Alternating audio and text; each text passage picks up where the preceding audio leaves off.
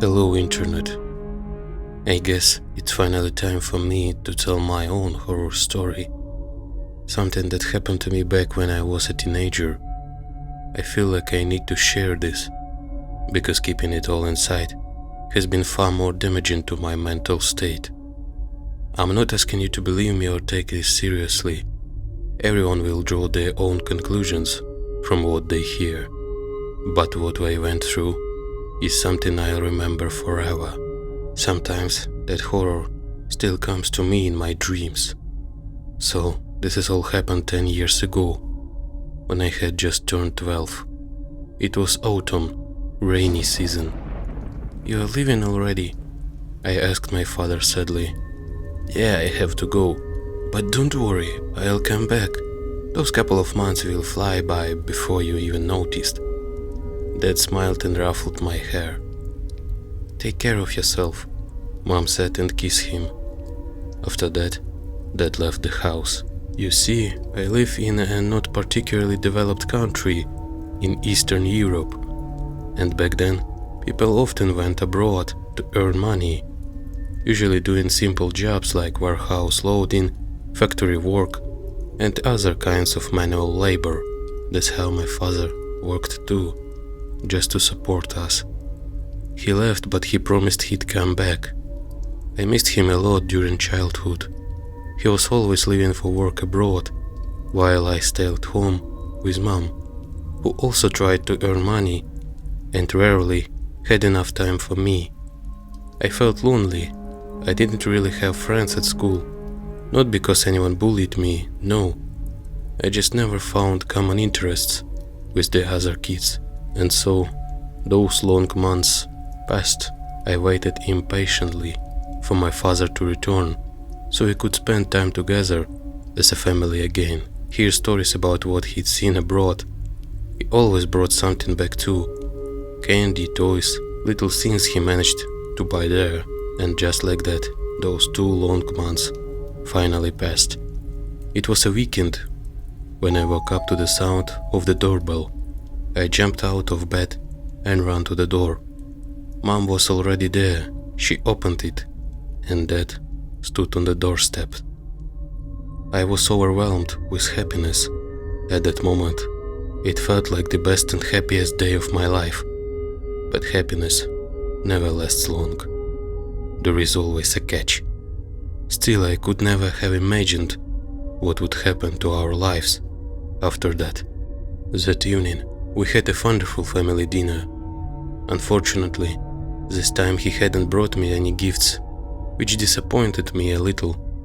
But Mom said I was already too old to act spoiled about it. It was getting late and I was tired. Besides, I had school the next day. I went to bed and fell asleep almost instantly. But that night, I slept especially badly.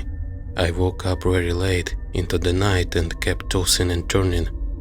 Then, for some reason, I suddenly felt like someone was watching me, like somebody was standing in the doorway. I looked over and saw my father. He stepped into the room. "Dad?" I mumbled sleepily. Sorry, I was just walking into the bedroom and thought I'd check on you, see if everything's alright here. I just had a bad dream for some reason." My father came closer and took my hand. His palm was so cold, unpleasantly cold. "Don't worry, you are a big boy already.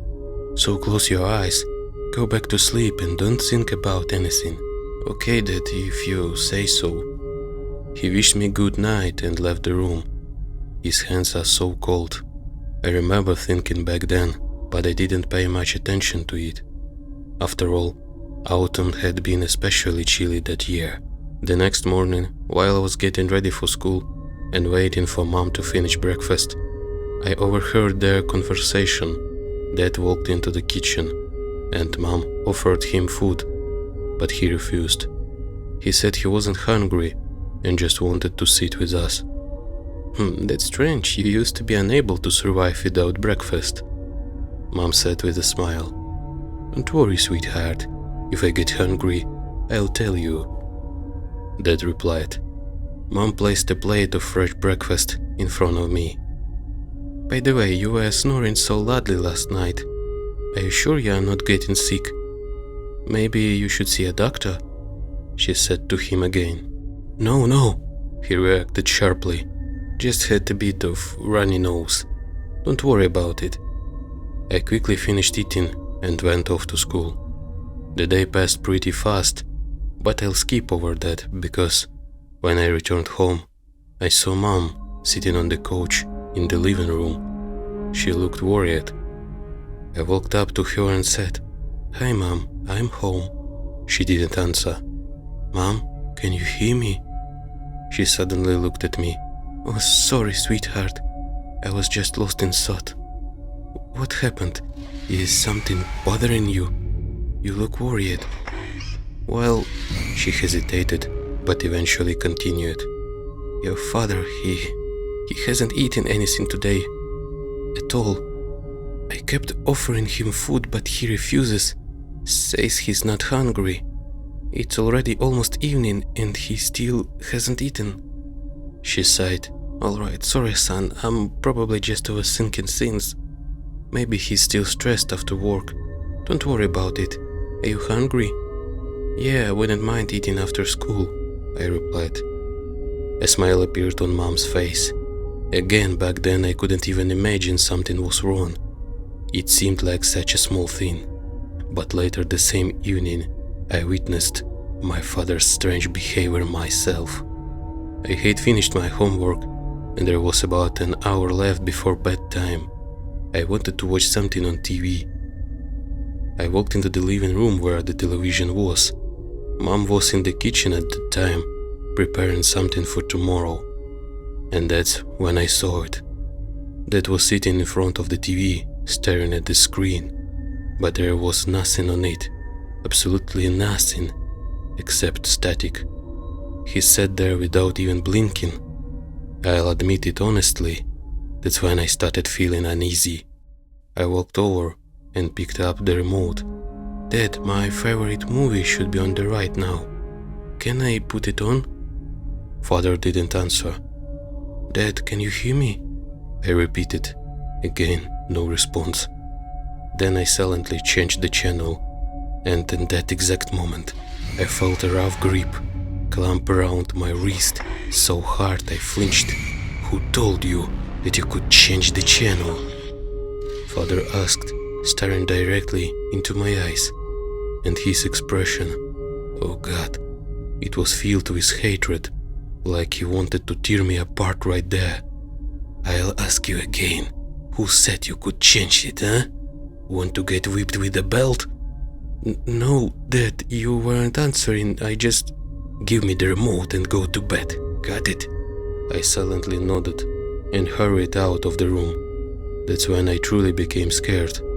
My father had never behaved so harshly before. He always let me watch something before bed. But this time, it was like he had become someone else. I went into the kitchen and told Mom everything. She hugged me and asked me to go back to my room, because Dad apparently wasn't himself today. She told me not to be upset with him and to give him some time. Though even then, I could see the worry on her face. I listened and went to my room. That night, I heard noises again. Someone was wandering around the apartment. It made me uneasy. I turned onto my other side so my face wouldn't be visible from the doorway, but I couldn't fall asleep. Then I felt that stare again. I already knew who was standing there. The door slowly creaked open. "Don't turn around, don't turn around," I kept repeating to myself. I became horribly scared. I didn't even understand why. I couldn't explain what exactly was wrong, but it felt like absolutely couldn't turn around, couldn't let myself be seen. Then a quiet voice came from the darkness of the room. "Son, are you asleep?" I stayed silent and unmoving. "Son, are you really asleep? Please leave, just leave," I begged in my thoughts. This continued for several more minutes. Then the door suddenly slammed shut loudly, and he left. Even now, I can't explain where that fear came from. It wasn't the kind of fear where you pretend to sleep so you won't get caught awake. No, it was something else entirely. The next morning, things got even worse. I got out of bed and followed the sound of shouting. It was coming from my parents' room. Mom was yelling at Dad. I didn't want to go inside. It felt rude somehow. I only caught fragments of what she was saying. Mom was upset because Dad still hadn't eaten anything since coming home, and because he'd spent the whole night wandering around the apartment. On top of that, she mentioned she didn't like the smell.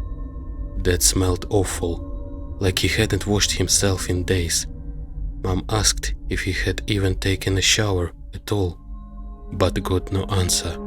It felt like she was talking to herself. I couldn't hear my father responding at all.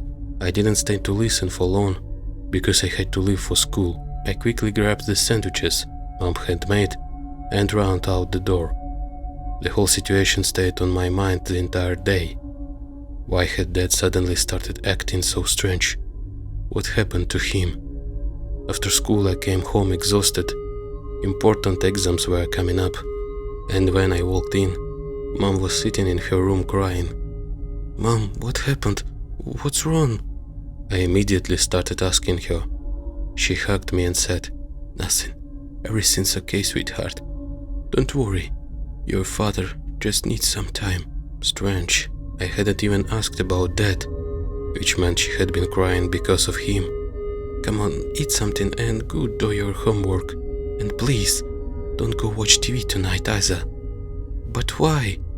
Mom hesitated, then continued. "Dad wants to watch football. Please be a good boy and go to sleep after your homework." "Okay, Mom." Now I understand she was lying. She was clearly terrified, but she didn't want to scare me too. I feel so sorry for her. I can only imagine the stress she was under, but I still broke my promise. I finished my homework earlier than usual that night, and unfortunately, there wasn't much else to do. We weren't wealthy enough for my parents to buy a computer or a game console back then. I had nobody to go outside with either, and it was already late. The TV was my only source of entertainment at that time. I decided to just peek in for a second and see what Dad was watching. Maybe even sit beside him. Maybe he'd let me watch the football game with him. I wasn't into sports, but it was better than nothing. I approached the living room door. It was slightly open. I looked inside. Dad was sitting on the couch, staring at the television, and just like last time, he wasn't blinking. Then I looked at the TV screen. There was no football game, just the same white static, the same visual noise that Dad stared at with complete fascination. Suddenly, he began shaking violently, like he was being electrocuted. My father looked insane. I got so scared that I ran straight back to my room. God, I hope he didn't see me, I thought back then. Sleep refused to come for a long time. I kept tossing and turning. Then again, footsteps echoed through the hallway. Again, deep into the night. I turned toward the opposite side of the bed, away from the door, hoping it would work again. The door opened and someone quickly stepped into the room. My whole body started trembling with fear. I couldn't understand why I was so terrified. "Son, son." It was Mom's voice, not Dad's. The moment I realized that, the panic faded a little, and I turned toward her. She looked terrified and was already wearing her coat. "Mom, what happened? There is no time to explain. Please get dressed. Hurry. We are going to Grandma's." "What about Dad?" Mom ignored my question. "Come on, hurry up." At the time, I didn't understand why everything was so urgent, or why we suddenly had to leave the house in the middle of the night, but I obeyed. I got dressed as quickly as I could. Mom grabbed my hand and looked around nervously before telling me to move. We hurried toward the front door when suddenly a loud slam echoed through the apartment, making both of us jump. Dad stepped into the hallway. Mother immediately pulled me behind her. "Darling, where are you taking our son?" That voice, it didn't belong to my father. The tone, the way it sounded, everything about it felt wrong, terrifyingly unnatural. "You're not touching him," Mom shouted. "Wait, where are you going? He's my son." "Stay away from us, you monster," Mom screamed back. I glanced at my father, and that image has stayed with me forever. He stood there twitching violently, like electricity was coursing through his body. Some kind of black substance dripped from his mouth onto the floor, and his eyes, I remember them perfectly even now, lifeless pupils staring directly at Mom. He slowly began walking toward us. "Son, why aren't you asleep? It's late already." "Hurry!" Mom yelled. She threw open the front door, grabbed my hand tire, and we ran. In the middle of the night, we fled our home. Mom tried not to cry, but she couldn't hold it back. After that, we lived with my grandmother for some time. Mom later told me that during those few nights, after Dad returned from his work trip, she barely slept at all. He constantly tossed and turned in bed, muttering something under his breath. And then there was the smell, a horrible smell of decay coming from him. It was impossible to endure. He had become aggressive, and she was simply afraid of him. That night, she decided to run away before he did something terrible. Mom decided to call his supervisor, the man responsible for arranging jobs abroad for workers. And what we heard shocked us even more. It turned out my father had died in a car accident. He had been transporting cargo in a truck, but he and the driver got into a crash, and both of them died a whole month earlier. I remembered him mentioned something about a rollout of death they were sent through. Supposedly, there were very many rumors surrounding it, and people often got into accidents there. None of it made any sense. The man apologized and said we should have been informed about Dad's death sooner, but that wasn't even what terrified us the most. If my father had died a month ago, then who had been living with us those past few days? Who had pretended to be our father? We will never know the answer to those questions. We eventually returned to that apartment, this time with the police, and my fake father was gone, and since then we have never seen him again.